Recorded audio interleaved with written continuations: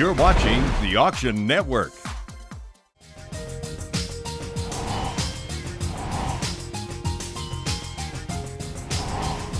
Hi, I'm Tava Smiley, and welcome to the Auction Network's coverage of a historic real estate auction in La Crosse, Wisconsin. The Mons Anderson House is one of the oldest homes in Wisconsin, a showcase listed on the National Historic Register. It's a veritable castle known for its exquisite woodwork as much as for its historical significance. And just the chance of being able to get into this stunning home was enough to take the Auction Network north.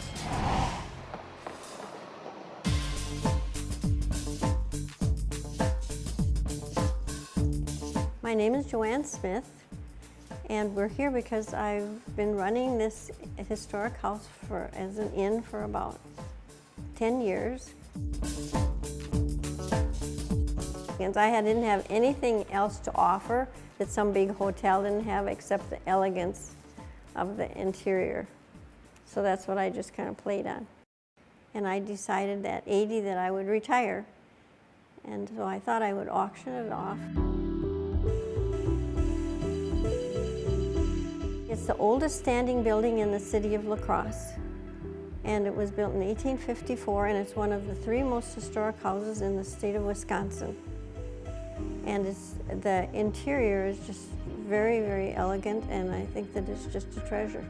The house actually was started in 1854 by a stonemason named Shepherd, and he built what they called a stone cottage, although it was 3 stories high. And then Mons Anderson, who was an immigrant, he bought it in 1861. Mons Anderson was like many of the early immigrants who came here. He was born in the 1830s in Norway, and as a young man, about 19 years old, he immigrated to the United States. He went to work in a general store, and pretty soon, in a couple of years, he bought the store. Then he bought another store, and he expanded.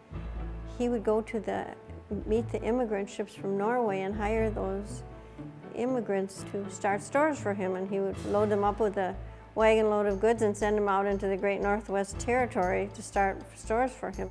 And he became known as the merchant prince of the Northwest. So I think he built this house just to show off his wealth. He was looking to make an impression to people that he had made it in this world.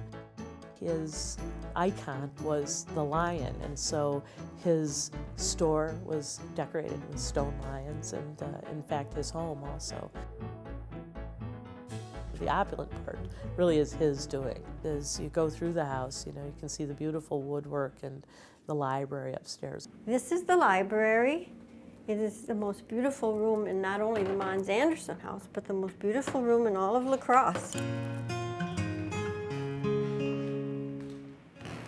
This floor, it's called tumbling block. The woodwork and the work in here is all what you might call old world craftsmanship. It's not anything that you could even find. They tell me that you couldn't even build this house these days because there is no material and there are not the craftsmen to do it. There are 7 fireplaces in the house.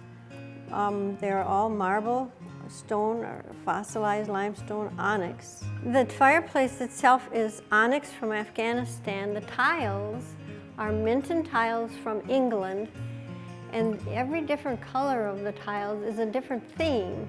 So he used a different subject for each one of these. Every single series of every single tile that he designed is in this fireplace. This one is a calendar, and then these are Shakespeare and fairy tales. I'm told they're worth hundreds of dollars a piece. The tiles were originally covered up with paint before the house was restored. So when they were restoring this woodwork in this house, they started cleaning off the woodwork, and then they discovered these tiles under paint. We're going up to the tower now. The tower was added by Mons Anderson, and it looks like it's 3 stories from the outside, but it's actually 4 stories from the inside. Once upon a time, they had another room up above. There was an indoor widow's walk in that big roof with windows, but that was closed up after when they did the restorations. I sometimes think I should protect these floors with rugs, but you know, they're so pretty that you can't see them when the rug's on top of them, so I just leave them.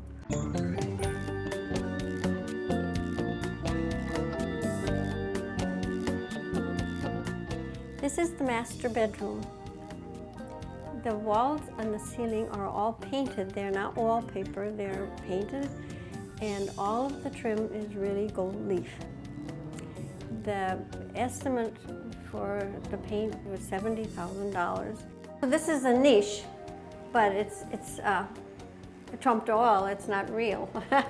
it's just painted to look like a niche. There are other niches in the house, but this particular one is just painted flat. And this is gold leaf, and then this is painted to look like marble. In the early 1980s, it was purchased by some local people who then had the means to fix it up and put quite a lot of money into it. Put several bathrooms in a very nice kitchen and restored the woodwork. It took $1,200,000 and 3 years to do it, and it was the heating, the plumbing, and the wiring was all upgraded to the latest thing. In fact, you know, it's all remote, so it's very modern. Bob Paling, who was the one that owned it at the time and did the restoration, he said he wanted his house to be splendoriferous.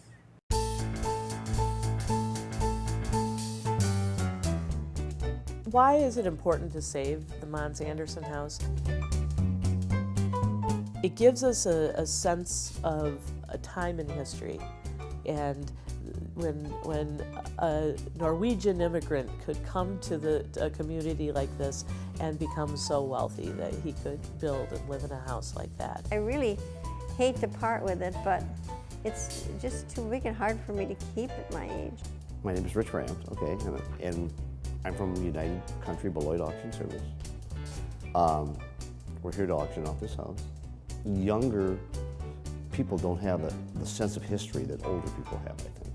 And people that are 35 to 45 that have the money to buy this house with don't necessarily want this house because it's history, and they don't have a sense of history. There's no doubt about it that this house is well worth $1 million. Why shouldn't it bring $1 million? It will bring what the market will bear. I'm hoping somebody who will love it and keep it buys it. I would like to see somebody that really treasures it as much as I do. I'm going to retire and dance. I like to dance. The preservation of the Mons Anderson home is just one example of how La Crosse has realized that its history plays a significant role in its future. And as you can imagine, selling such an historic home creates its own challenges. When we come back, we'll look at how La Crosse has capitalized on efforts to save its historical downtown. To register for future live auctions, go to auctionnetwork.com.